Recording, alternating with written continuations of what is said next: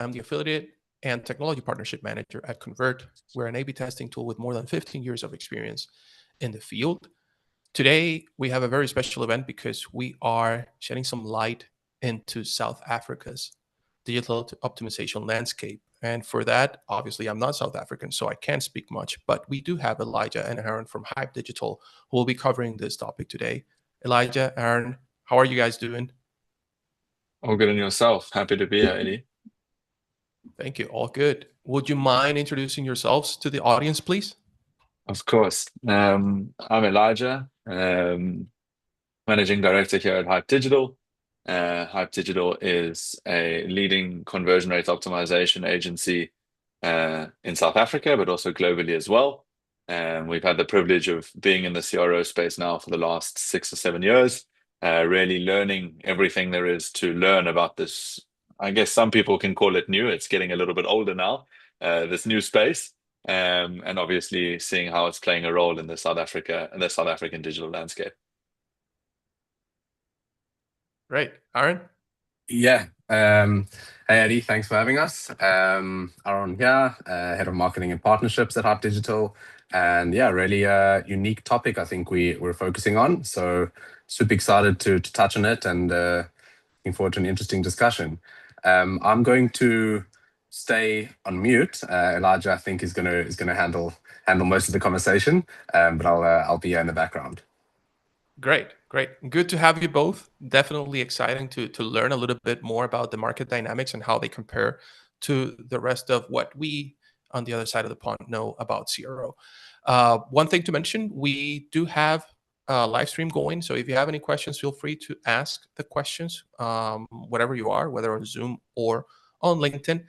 And we do have Vlad in the controls who will be helping us out managing the conversation. I will also remain in the background muted, and I'll let Elijah then take it off.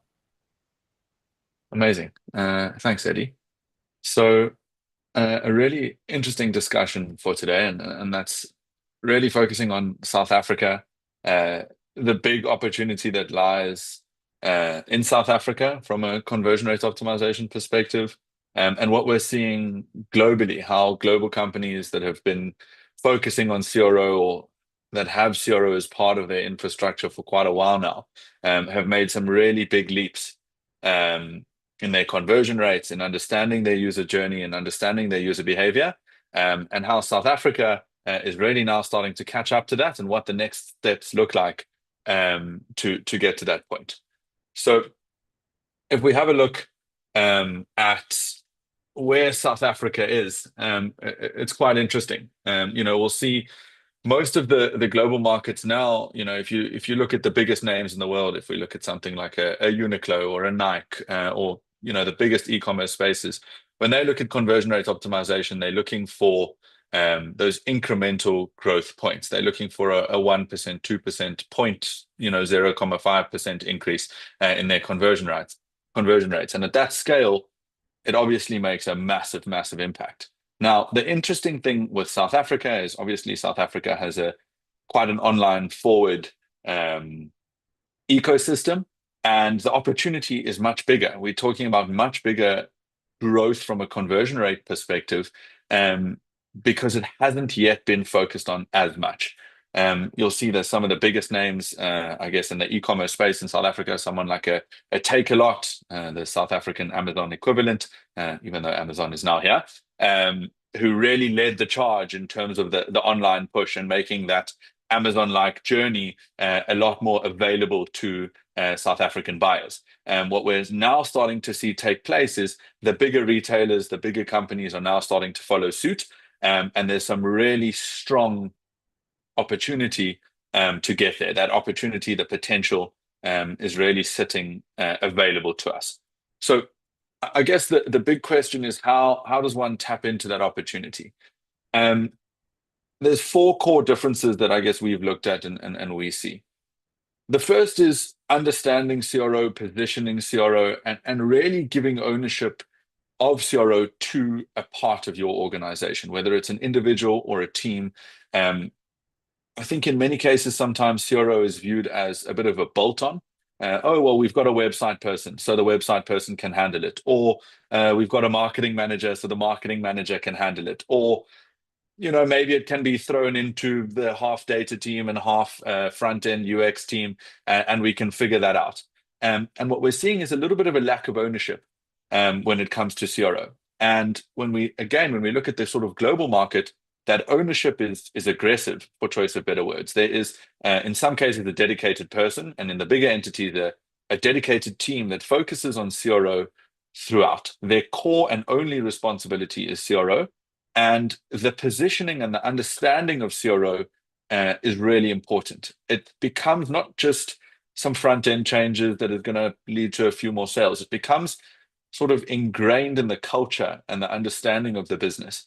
When the big strategy discussions with stakeholders and shareholders are taking place, CRO is sort of point number one on that list. If you look at it from an e-commerce perspective, of course, the application is relatively obvious.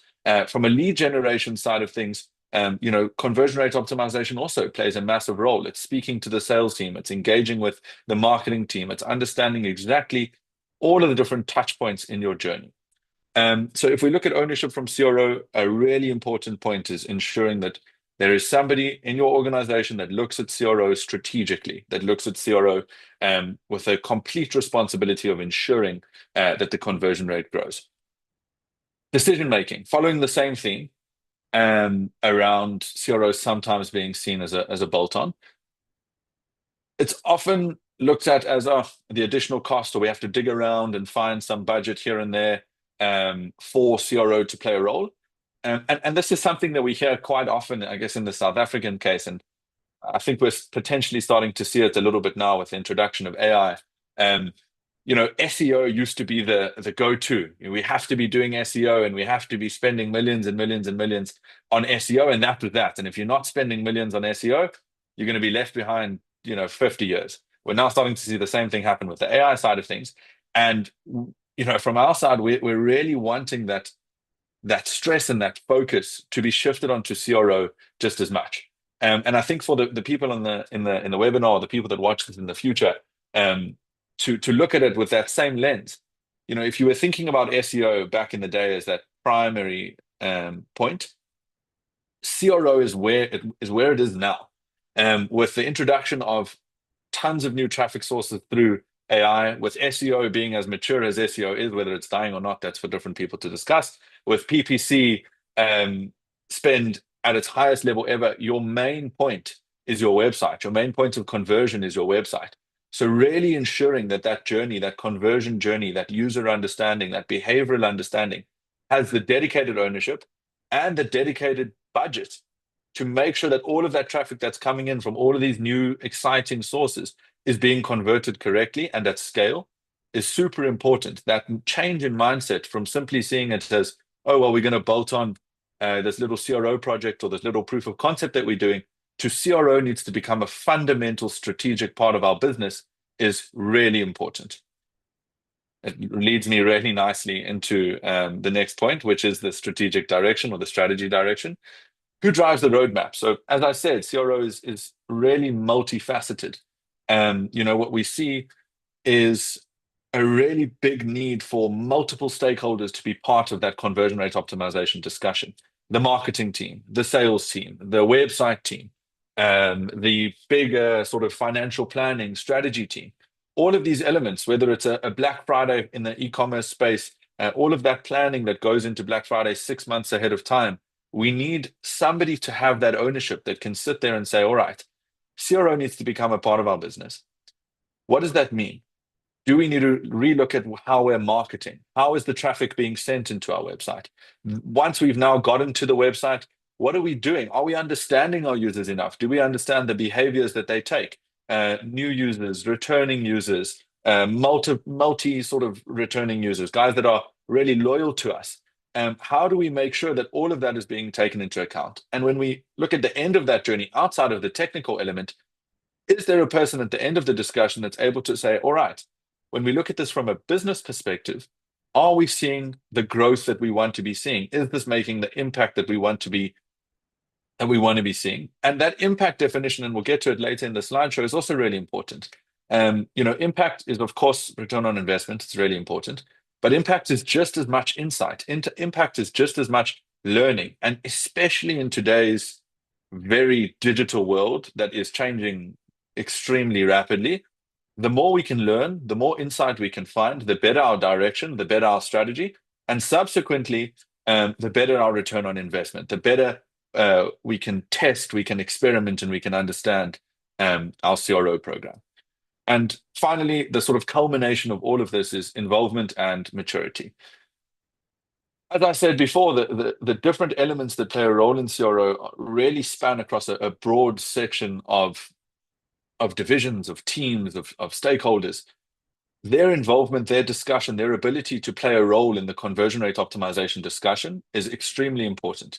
And when shifting that mindset from CRO being a bolt-on to CRO being a primary growth driver for your business, having all of the relevant stakeholders involved, prioritizing CRO as one of those points on the agenda that sits, within the top three across all three of them becomes an extremely important point. And from what we've seen is the more input we have from the different teams and the different stakeholders, the more enriched our ability to grow the conversion rate becomes.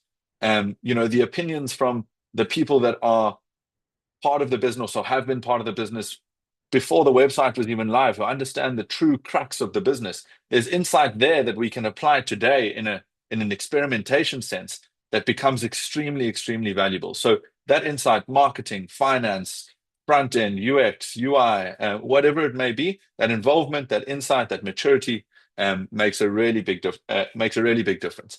Now, the combination of these four is where we start to see the gap form. Is in these bigger global companies, the Nikes and the Uniqlos, etc. of the world.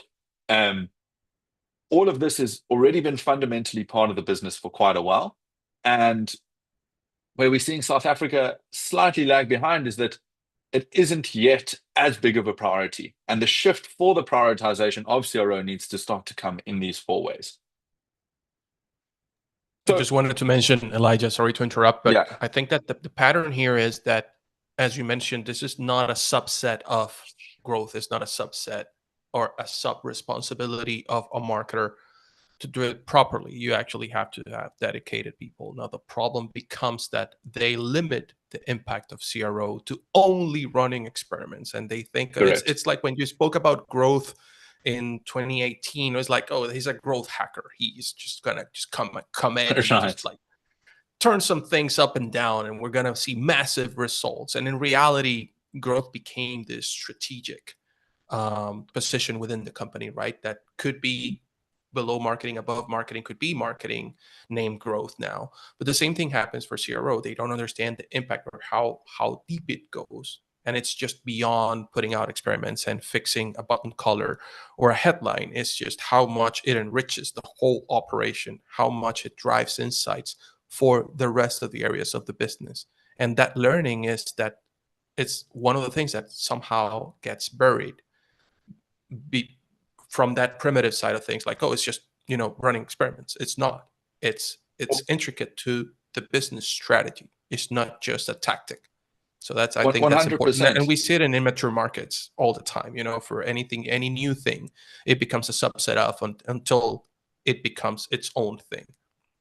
100%. And I mean, here's a really good slide to sort of dive into that a little bit deeper. What we sometimes see happening is when there isn't that focus, it sort of just falls into the workflow. So if the developer is the person who's given the responsibility, then they start to optimize for the most efficient code, or the easiest code. Or if it's the UX designer, it's the beautiful, amazing gradient behind a button, or whatever it may be. It sort of just fits into the normal task, and whatever the team's objective is, that's sort of the CRO testing that kind of takes place, whether it's code, whether it's UX. If it's the finance team, then they're looking at pricing, and it doesn't become this multifaceted, I guess, strategic function, as we've put here, as it needs to be. It's kind of treated as something on the side. Whereas when there is this dedicated team, it does become that strategic function. There is a very clear breakdown of what is CRO, what role does it play in our business, who needs to be part of the discussion, why do they need to be part of the discussion, And how do we actually orchestrate this? And it's all very well, saying, oh, we need a team and we need dedicated people, etc.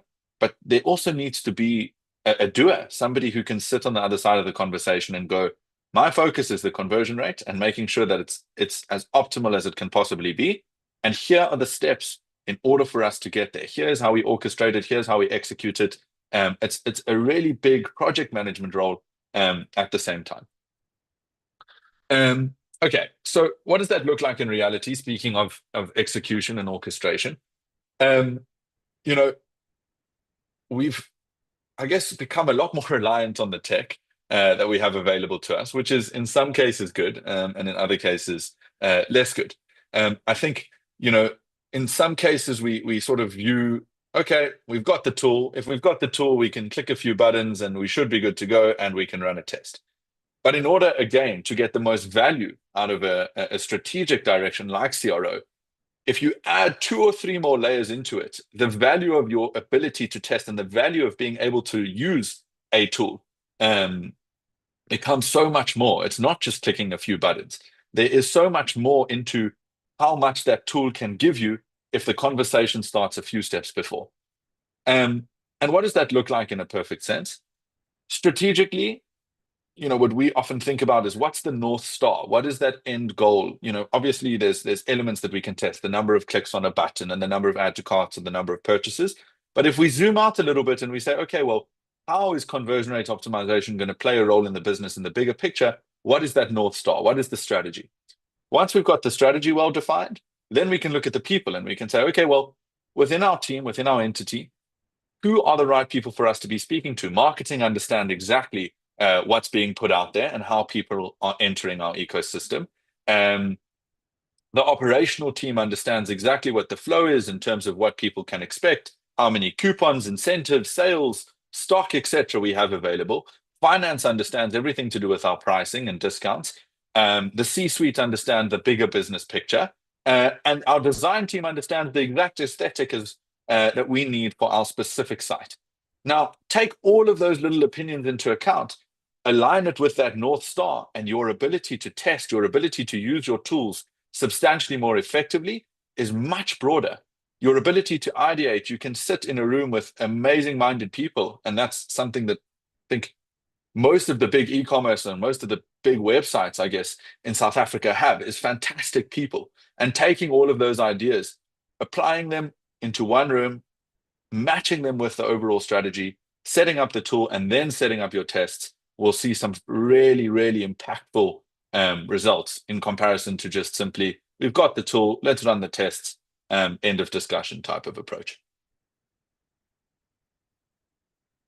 So, to the point around people, there's a really interesting point, and I guess it goes down to the reliance on tech as well, is in some cases we're looking at the tool and we're going, oh, well, the dashboard is saying X, we've got a X% lift, or there's X amount more clicks, or whatever it may be. But the reality is that there needs to be a little bit more of a zoom out. There needs to be a little bit more of that strategy. And to my point before, the question should shift into, I guess, away from what can we track into what should we test. And that mindset is really important when you've got CRO sort of bolted on, as we said before, whether it's the analytics department that's handling it or whoever it may be. The mindset is single-minded. It's sort of going, okay, well, what can we track? Or how does this affect the efficiency of my code? Or how does this do X, Y, or Z? Instead, it should be, what can we learn from this? What questions are the marketing team asking? What questions are the ops team asking? What question is the finance team asking? And from that, what we're seeing is that there's a little bit too much reliance on the tools and not enough reliance on the people. And the people and the strategy is really where it lies. The combination of a good set of people, a good strategy, and some good tools make a really big impact. What we see in sort of, I guess, the global market, something like the UK and the US, is that with these dedicated teams that are primarily focused on CRO as a concept, the ability to bring the relevant stakeholders, the relevant people into the room is substantially easier. The conversation, I guess, positions CRO a lot higher in the chain as a priority, which means that the effort and the thought process that goes into the conversation is substantially higher quality. And then the execution from a tool perspective is off the basis of all of the discussions that the teams have had. So how does that play out in reality?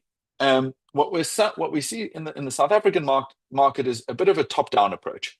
There's an executive or somebody sitting in the senior team going, there's a problem. We need a solution, right? We need something. So they go do a little bit of Googling, do a little bit of research, speak to a few people, and maybe CRO comes up as an answer, and subsequently it sort of trickles down. And what we see, and I think we'll see it slightly in the next slide, is when we look at it, the executive is simply looking and saying, okay, well, we need to improve our revenue, or we need to improve our average order value, or we need to improve the number of users that we have converting on our site. And it's black and white. That's kind of all we need to do. As to how we do it doesn't really make a difference. There's no bigger strategic discussion. Now, what we see where that creates a little bit of holes and where that creates some gaps is sometimes there's a lack of understanding of what conversion rate optimization as a concept is. Two, as a consequence of that lack of understanding, there's a lack of prioritization. That bolt-on effect takes place. It's kind of just throw it into the marketing mix or throw it into one of the existing mixes and see what happens. And three, the lack of trust, the lack of execution sort of happens as a consequence of that. Because there's not such a deep understanding of what it is and how it works, nor is there the deeper strategic understanding or responsible ownership of the entity. We sometimes see it kind of just falls into the mix of what's going on. It's, oh, well, we did this on marketing and we also did this and we launched that. Oh, and we had CRO. And it kind of just falls into it. What we're seeing on the global side of it is it kind of moves the other way around, because the focus is shifted a lot more to insight, a lot more to what we can learn about our users. The CRO team actually drives the business strategy. The sort of roles are kind of reversed. The CRO team is consistently testing so many different elements across a user journey and finding these fantastic insights, whether it's for a specific segment, a new market, a new product, new sets of pricing, whatever it may be. There's all of the levers that we can look at from a CRO view that we can get answers to. And they come into the conversation and they say, guys, there's a massive opportunity that we're missing out from. Our returning users purchase 4 times more than our new users, or whatever it may be. And as a result, we need to build out a journey that satisfies them. Let's start some experiments. Let's get testing, and let's create some opportunity. And that conversation really shifts away from we have a problem, we need to solve it, into we found an insight, how can we scale it? And that's a really important element of CRO. It's an insight, data-driven approach to growing and scaling compared to a simple bolt-on solution to a potential problem, if that makes sense. So if we extend that and we look at the mindset over there, if you're looking at it simply as that bolt-on version to a specific problem, the question asked is, what's the ROI? Black and white, doesn't really make a difference about anything else. Whereas the optimal version of that is a few more questions being added into the mix to really get the most understanding and the most value out of the CRO program. So first and foremost, what's the ROI? ROI is, of course, very much important. But the additional questions where most of the value lies is, why did the variant lose? What can we learn from that? What does this tell us about our users engaging on our site? Is there an iteration of this variant that we can do that might answer a different question? I mean, what we often see is, and weirdly enough, in a call earlier today, we discussed this, is that I think in the CRO world, and more so in the digital world, assumption plays a very, very big role. There's tons of assumptions that, and this is a very basic example, but let's say, the color yellow is better than the color pink. And because I assume the color yellow is better than the color pink, then it's going to convert better. Outright, end of discussion. But in reality, after testing and with a little bit of data behind it, we actually see that the color pink was 50 times better, because there was an insight about our users that we didn't even realize. So it's really important to dig a little bit deeper into your losses, of course, into your wins for scale.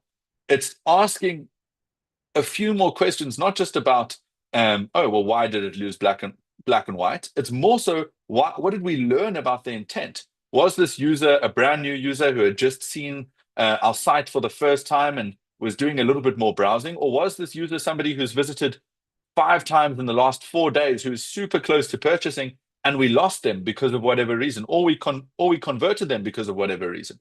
It's really thinking about it, that extra step about the behavior, the intent, the mindset of the user. And most importantly, it's a really momentum-driven approach. Once we've got the answers to some of these questions, how are we thinking forward? What iterations are we doing on our tests? What learning, what data, what strategy discussions, going back to the previous slide, are we having with the bigger business units, the person responsible for CRO? How are they bringing this to the table to say, hey, marketing, we're seeing X, Y, and Z from some of our tests. Hey, finance, this is a super important pricing insight that we've seen, and we need you guys to take it into account and to start discussing it as a bigger business picture. So it's really important that these additional questions are asked and that the viewing of CRO shifts slightly as well. So how does that work? Sometimes what you'll see in some cases in a basic CRO program is kind of a check-in. Yeah, we ran a test, or a Slack or whatever this may be, or an email. We ran a test, it kind of did okay. Yeah, we're going to move on to the next test. Or we ran a test, yellow was the winner. Great, end of discussion. Monthly check-in, we've got a few more tests to run. It's really low touch. There's not enough discussion about it. It acts as the bolt-on part of things. The optimal side of that is really integrating CRO into your business as a cornerstone, for choice of better words. Really looking at it and saying there needs to be a weekly strategy discussion, whether it's a CRO dedicated strategy discussion or CRO as a part of the broader strategy discussion. There's a really important need for CRO to play an important role there. A daily check-in, what's happening on our tests? Are we seeing anything super insightful? We're running a sale, or we have a big promotion running. What can we understand from the data that's available? Reporting on a much deeper level than simply ROI level reporting, answering those questions from the previous slide. Hypothesis workshop, this is this momentum-driven approach where we're sitting and from our research, from our data, from our insight, we're looking back and we're saying, how many more hypotheses can we bring to the table? And once we've ended our testing process, spending time on reviewing it, not letting it sort of just sit as, oh, this test is won or this test is lost, but actually sitting with it, having good conversations with our team, dissecting it, investigating it, understanding what was the user intent, why did this variant specifically win, how can we grow from this? Is there something we're not seeing? Is there something that our assumption has led us astray on, and we can iterate and we can test differently? What we find is this post-test review process is one of the most powerful processes within testing, because we've got actual live real data to back up our assumptions. And from there, the tests become substantially more strategic. They become substantially more valuable. And the tools and the people and the strategy all obviously end up benefiting from it in the long run. So this is probably one of the most important slides that we'll see here today. And as I said before, we've got so many different tools at our disposal. Introduction of AI makes obviously everything a little bit quicker. It makes the research times a little bit shorter. It makes, I guess, some tasks a little bit easier. But the gap isn't tech. The gap within the South African market is really prioritizing, understanding, and executing CRO effectively. The tech is all there. There are an abundance of different elements and different ways that, tech can play a role in this. But without really putting CRO first, giving it the time to understand outside of just the UX and UI function of CRO, really testing some front-end elements. What role does CRO play for the bigger business picture? And then giving that ownership to somebody to be able to execute it really strategically becomes super important. And we're sitting in a really unique position because we have so much already at our disposal. The tools are there, the platforms are there. In many cases, the budget is there as well. And most importantly, I mean, the most important part of this whole slideshow, the people are already there. South Africa has got some of the most amazing minds in a marketing sense, in a technical sense, and they're all sitting there waiting to give insight, to give knowledge, and to help grow a business in the direction that it needs to go. And what happens? All of these things come together, the tools, the platform, the budget, the people. because of a lack of ownership, because of a lack of process, and subsequently because of a lack of engagement, it kind of falls flat. So the additional pieces that we need to add is having a CRO champion, as sometimes we call it, somebody to really own the CRO space. That CRO champion driving a clear, streamlined process, including the relevant stakeholders, having the relevant strategy discussions, making sure that each of the relevant people within the discussion of CRO is engaging on the basis that they should. And again, thinking about CRO not just as a function, not just as the report or the to-do that you have on your list, but rather as the biggest strategic picture of your business, including it as this is going to grow us 10x or 15x or 20x if we keep it going at a really good momentum.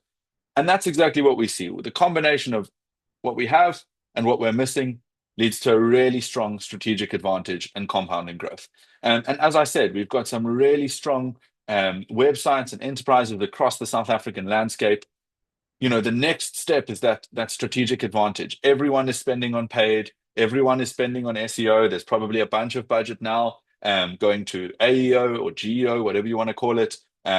Influencer marketing is taking off. All of this money is now being spent driving more and more and more and more traffic to your website. And the last strategic advantage left is ensuring that your website converts better than your competitors. And, you know, there's a really kind of simple way to look at it, is that somebody that's clicked on your ad or somebody that's entered your ecosystem through whatever marketing material has chosen to come to you. At the bare minimum, you have a responsibility to give them a good user experience.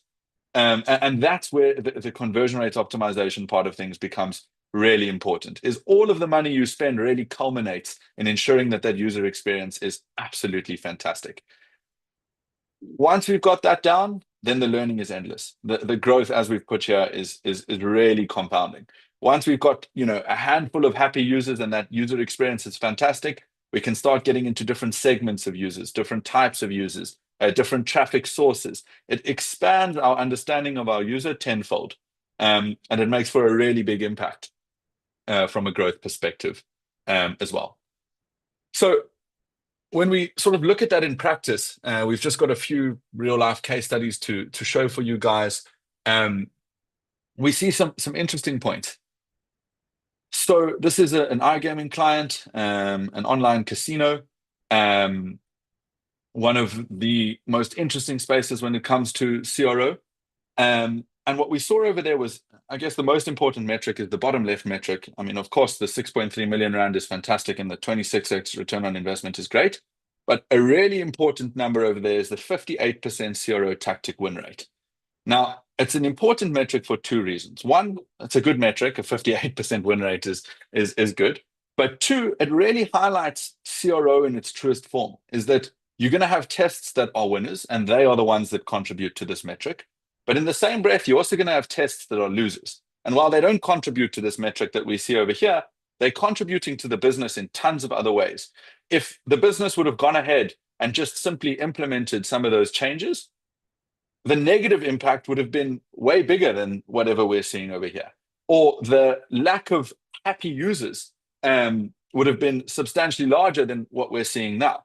On the flip side of that, maybe it was a lost test that gave us a ton of insight into a winning test, into an iteration that turned into something really, really powerful.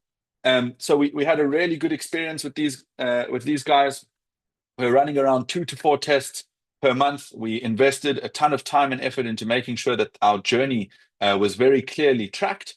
And we spent a lot of time analyzing, understanding exactly how people were engaging with the website. We've now run, I think we've been with this client now for over 2 years. We've run quite a few experiments with them. And again, that CRO mindset has become integral to them as a company. Another really interesting one, specifically in the South African market, is a company called Sebenza. They provide Wi-Fi on the taxis in the South African market.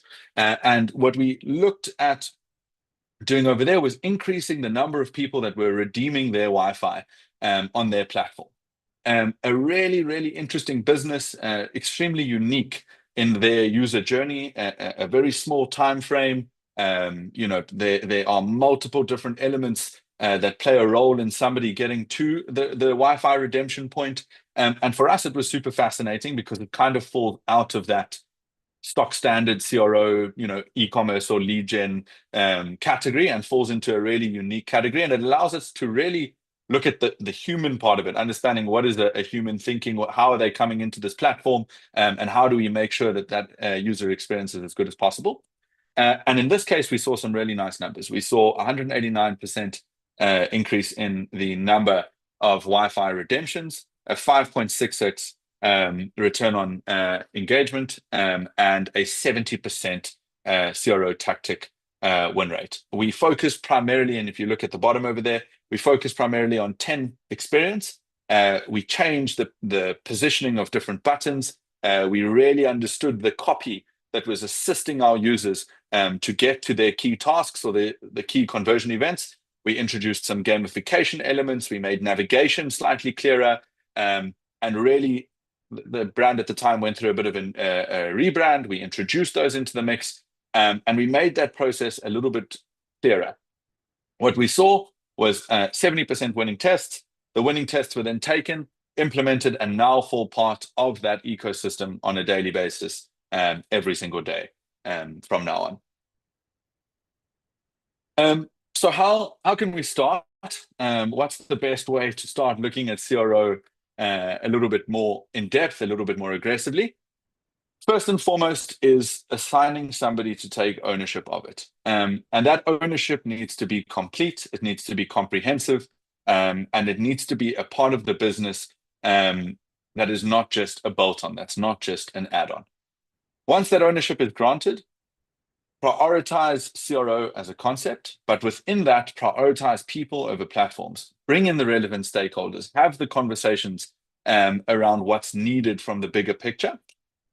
Execute that on the platform and subsequently flip the strategy dynamic. Instead of letting the tool drive the strategy or letting the tool drive the people, we're going to let the people drive the tool with substantially better strategy. And from that, we get a much deeper engagement, a much deeper focus, a much higher priority on the CRO space. And we start to see quite a bit of compound growth from there.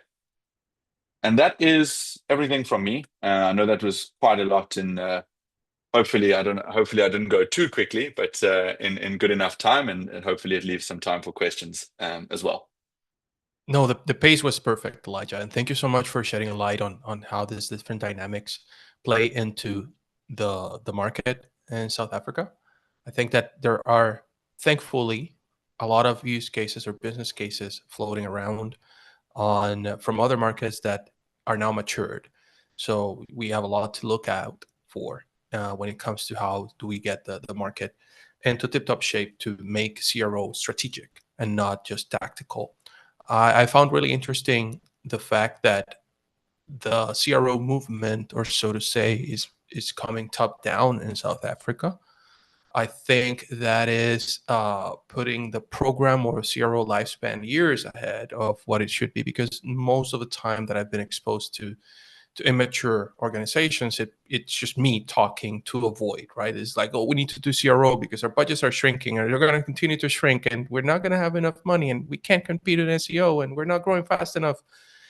Whereas in this case, it's a strategic role that is actually looking into the need of having CRO. So I think that's if anything, very positive signal that, as you mentioned, there are some brilliant minds in South Africa leading tech and leading marketing. So I think that's a huge takeaway and a huge opportunity for agencies like yourselves to actually lead the charge into educating the market and educating these organizations, and hopefully that growth also propagates beyond the people you touch upon. So I think that is super interesting, and again, I want to thank you, Aaron, and the team at Hype Digital for lending us some of your knowledge. I do believe that we don't have any questions on LinkedIn or here in I was going to say mixed panel, but that's not what we're doing today on Zoom.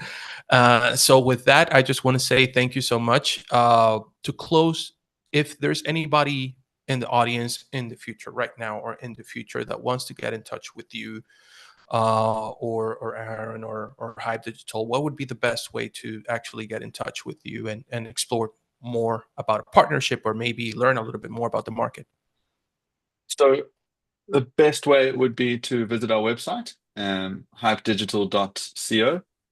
You can submit all of your information there. You can also reach out to myself or Aaron on LinkedIn, and we will be sure to get in touch with you guys.